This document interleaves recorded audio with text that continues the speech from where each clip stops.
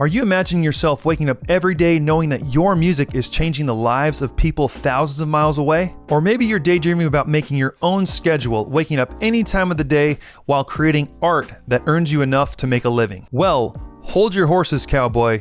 Baby steps. In order to do that, you have to learn first how to make money from your music. So, what are some ways that we can achieve this? Hey, my name is Brian Bolivar, and I am a full-time music producer, songwriter, and artist. I've been writing and recording my own music for over 20 years, and now I get to help other artists get their songs heard. With over 2 million streams of my own music since 2018, I know what it's like to work in the modern music industry and how difficult it could be to make it all work. And one of the key elements to making it all work is by monetizing your music, because if we can't monetize our music, then it's just a hobby. So I want to talk through 7 ways that you can monetize your music. So number 1 is streaming revenue. Now, when I say streaming, it is any money generated from streams or even digital downloads. Anyone who's purchasing or listening to your music online. So depending on the DSP, which is the digital service provider, and these are services like Spotify, Apple Music, Amazon Music, and all of the other ones, the amount of money per stream can vary. But one of the largest platforms is Spotify, and the general rule of thumb is that each stream is calculated to about 1/4 of 1 cent. So as you could tell, this could take a long time to generate substantial income. But that doesn't mean that you can't, because every stream counts. Every single time your song is heard, it is generating money, and over time, those streams add up. And that's something to consider, is that one song, although it might be a great song, it's really the catalog of work that will compound over time. I've released over 60 songs in the past 4 years, and each month those songs generate a monthly income that I can count on that is consistent and growing over time. But all of those songs are working together because it's about the catalog and that every stream counts. So how you get streams on your music is a huge topic and for another video. But in essence, some of the best ways to do it are through obviously both paid and organic promotion, and ultimately pointing to playlist placements. So when you get a song on a playlist, it will generate streams. Now that doesn't necessarily mean it has to be your playlist, although I would recommend building your own playlist as an artist, because for one, it lets people understand your taste and shows people what kind of music that you make and how it fits into music that they're already listening to. So it's a great tool, because you build a big enough playlist,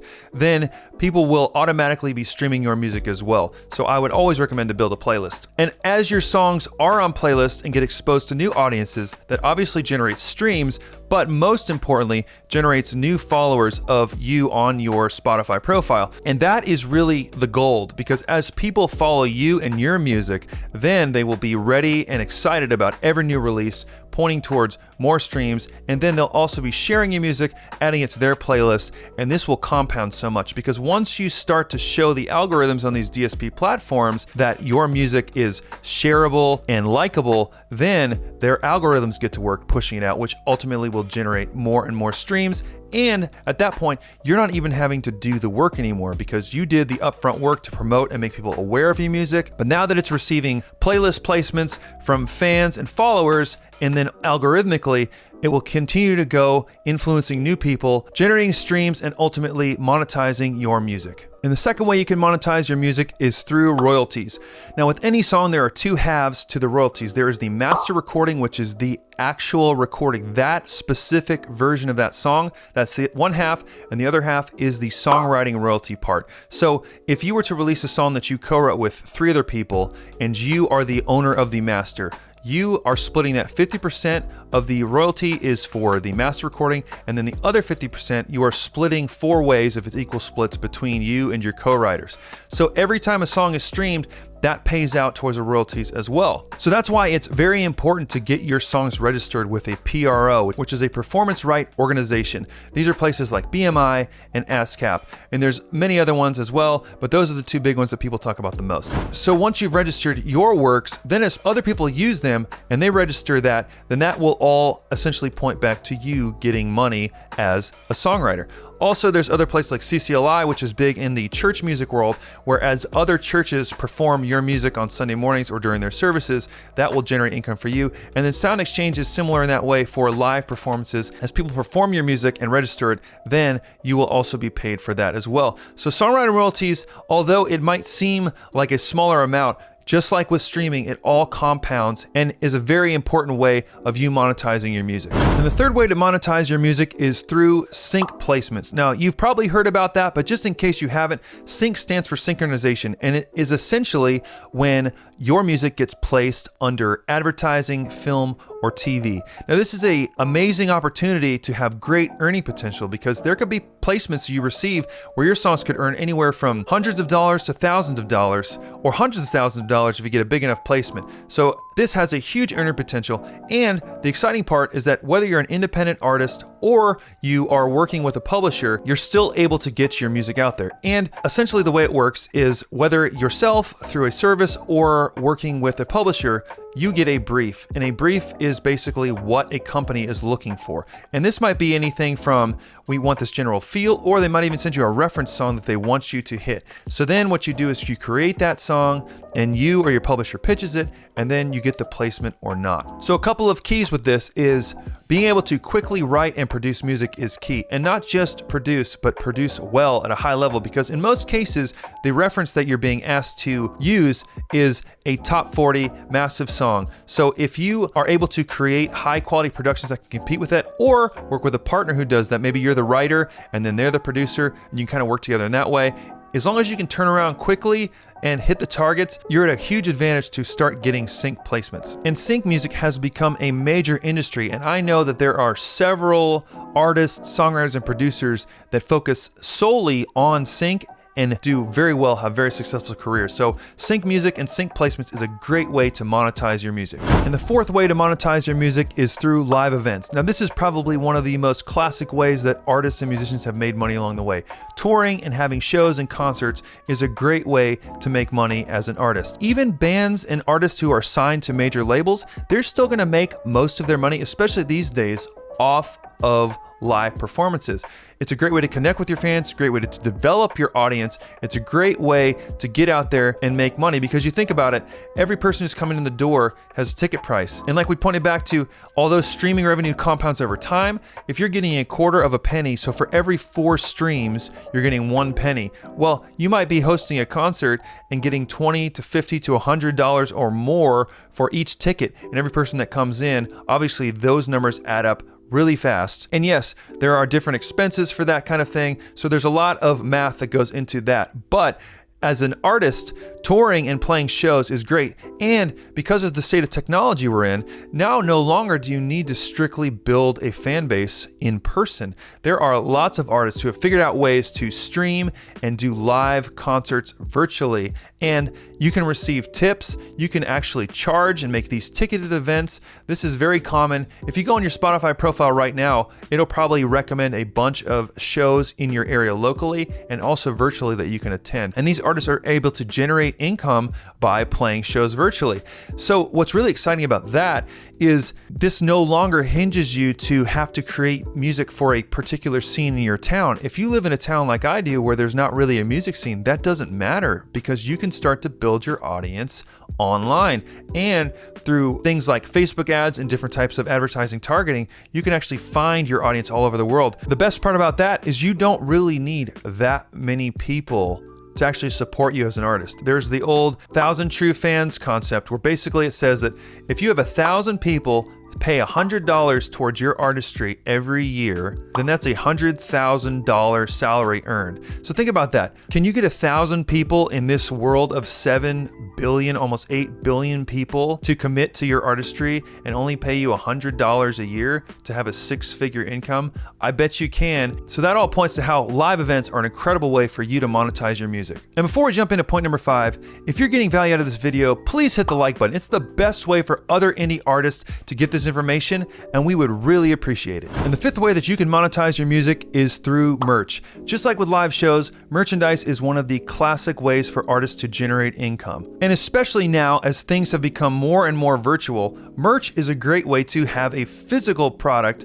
instead of back in the day where you could buy a CD or an actual record or a cassette tape. Now you can do that again, but technically I would almost say that these days physical music is almost like merch, because honestly, a lot of us don't even have ways to play CDs and records anymore, but we can still have it and hold it. And it's a great way to actually connect with an artist. Because also, merch is a great way to build your brand. It's all pointing towards your style, your artistic out there that allow you to create things like t-shirts and hats without holding inventory. So this way you can design your artwork, you can put it out there, you can sell it without actually having to purchase, say, 500 to 1,000 shirts that may be sitting in your room, and you sell 150 of them, but you still have 700 shirts left over, and you're like, man, what am I doing with all these shirts? Now, you can actually design and sell your shirts directly through these services that will allow you to get physical product, physical merchandise to your fans' hands with almost zero overhead. And recently, on your artist profile on Spotify, you are able to link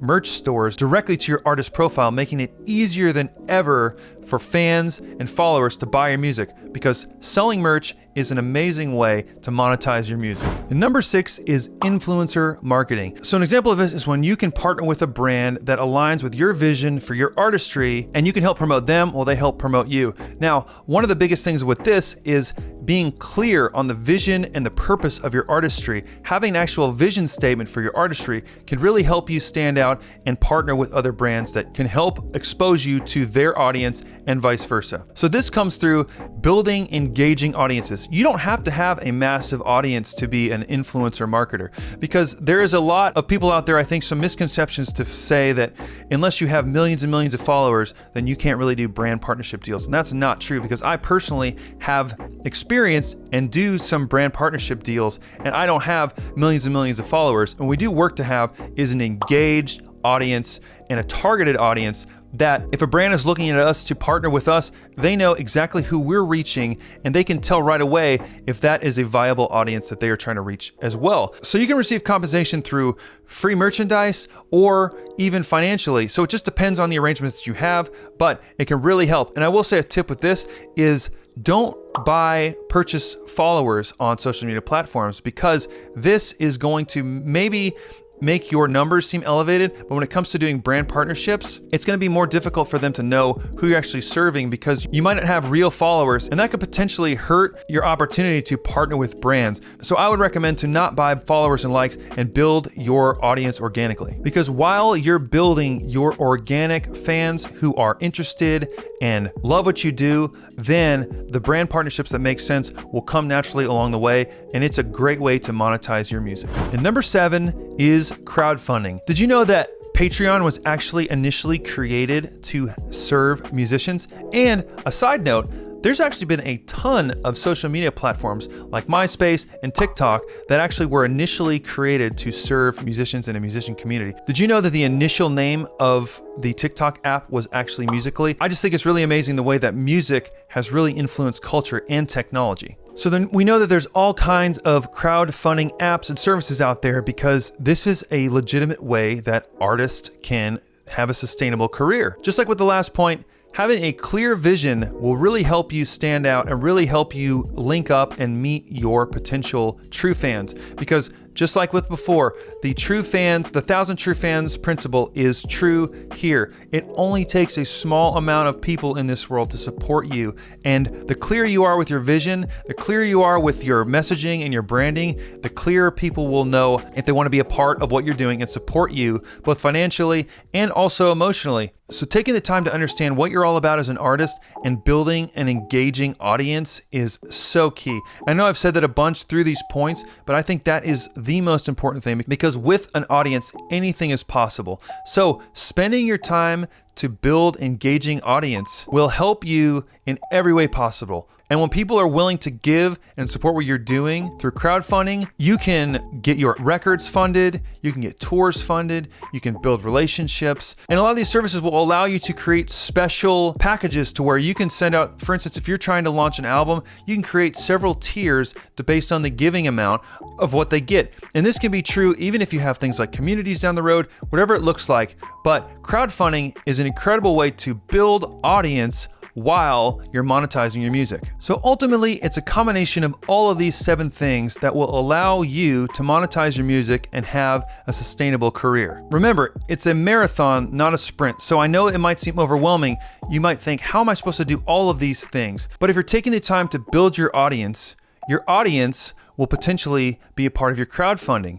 And how do you use the crowdfunding? Well, you could release merchandise, or you can have virtual events. All the while, your music's being streamed, both on the master side, where you're getting that streaming revenue, and also on the royalty side as the songwriter revenue. So as you can see, all of these things come together. And true, there are some really big artists out there that may not have to focus on all these things, but I would say, and I would bet, that no matter what level of artistry you're at, whether you are a massive superstar or just kind of getting started and just kind of committing to this journey, all of these things, these 7 things, will all add up to give you the freedom to create in a full-time capacity and have the most impact with your music. So I want to know, where have you found the most success in monetizing your music, or which one of these 7 methods have you tried? Comment below and let me know. And if you found these tips helpful and want to get more just like them, don't forget to head to my channel at Bryan Bolivar, where we release weekly content to help you get your songs heard. And also don't forget to binge the rest of our videos by clicking the little rectangles below.